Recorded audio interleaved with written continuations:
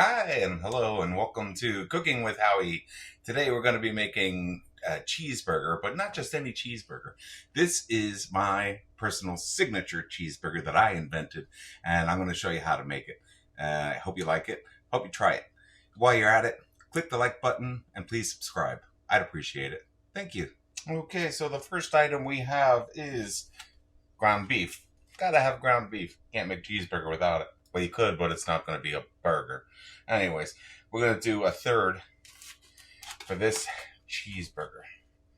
So, take out about a third of it. And what we want to do is gently, but firmly, form it into a patty. The thing is, you don't want to overdo the pressing and the forming of the meat because it will become kind of tough and dry. You want to leave it just a little bit loose. And that makes it look so good. So that is our patty. And we're just going to put that there. And we're just going to put a couple of drops of Worcestershire sauce onto the patty here, and then we'll cover it with some plastic wrap, and we're just going to let that sit for, I don't know, half an hour. Let it get up to kind of room temperature a little bit. It makes the cooking work out a lot faster, and that way you don't kind of have to overcook it when you're trying to get inside hot, but not well done, because I don't like a well done hamburger. That's just me, though. You do whatever you want. We got asparagus. Asparagus on a hamburger. Oh, trust me, it's good. So we're going to take and we're going to cut about a hamburger size portion of asparagus, keeping the tops. Maybe I'll use the bottoms for something some other time. And we're going to take and brush a little bit of olive oil on these. Kind of gives them a nice little shininess when they're cooking. Just a little bit. There we go. Those are all ready. That's all we need with the olive oil. Alrighty, and our grill is warmed up to the high temperature that we want to have and make it really nice. And take the cover off of there, put it over yonder, and then we'll get our asparaguses on here, and we're just going to grill them a little bit, get them just a little char. And while we're doing that, we'll go ahead and multitask our grill here. We've got some nice hearty sesame seed style hamburger buns. And we're going to go ahead and grill the insides of them, toast them a little bit. And that way we're doing two things with our electricity and not turning on the toaster oven because we don't need it. And let's get rid of this. Alrighty. We're just going to keep turning these a little bit. Letting them cook and soften a little bit.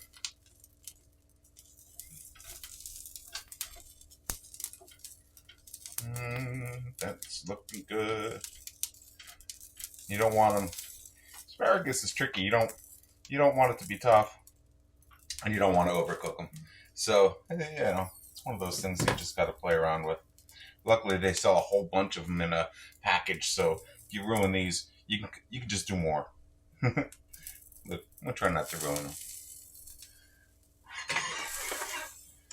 So we'll get rid of this. And I got a plate. Oops. And my toppings are going to be horseradish sauce from a boar's head. I love this on a hamburger, roast beef sandwich, anything like that. And I like ketchup. And then the other thing we're going to do is grill some onions. And the French fries are getting started here, so we're just going to make sure they're not stuck to each other. Give them a little spinning around in the oil. That looks good. Now we'll go ahead and get our burger cooking. Yeah, this is the good part here. There's the meat of the subject. Ha ha ha. So we just place that right on there.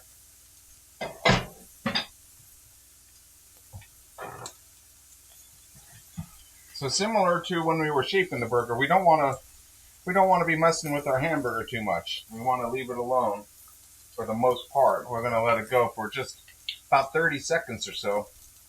And after that, we will kind of just push it down and make sure it gets a sear on that side of the meat.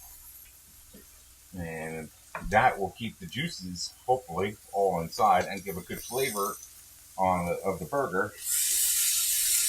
So we're just going to gently push it down onto the grill. Not too much. We don't want to push it through the grill.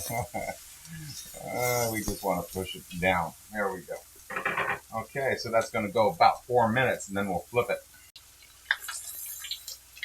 All right, and our French fries have already gotten ready. They look delicious. Do you see that? We're going to place them on a small plate with a paper towel. And I had the oven heated up already. It's about 225, 225. And we're just going to sprinkle them while they're still fresh here with some salt. It's a sea salt. And I'm just going to put them in the oven, keep them toasty. And they'll be fine in there. And they'll stay good. One more French fry in there. Get out of there. Get out of the bathtub, you. All right, turn off the oil. Move that off the oil a little bit. And now, got a little bit more to go for the hamburger, just a little bit. You can't rush these things. You gotta be patient. Onions are looking oniony. Let me get the camera on here. They're looking good. Almost there, so that sounds good for the burger. We're gonna go ahead and flip her over. And that's looking yummy.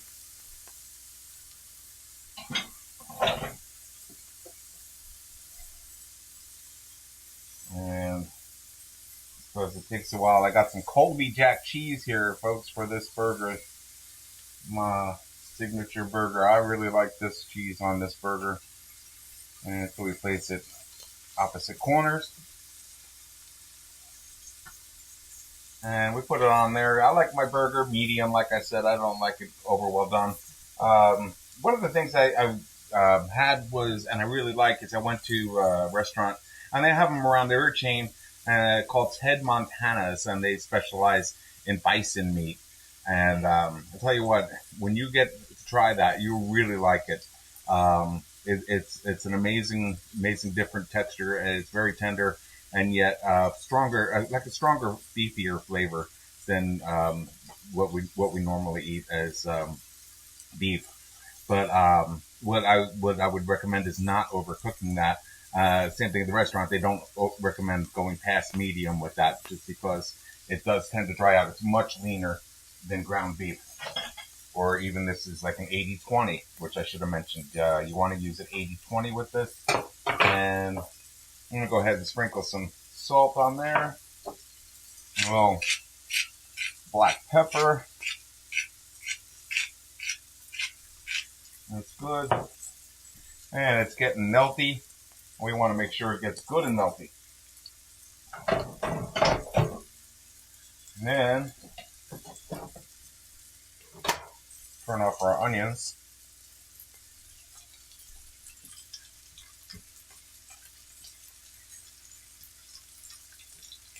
And we're just going to drizzle some onions around on here on our burger. Stay on there.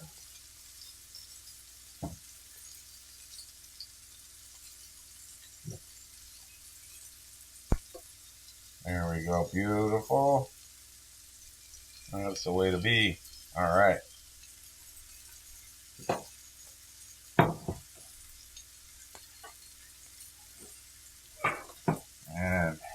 We're now going to go ahead, slide off our burger onto the bun. Cover said burger with said asparagus, like so. Then we get out our French fries.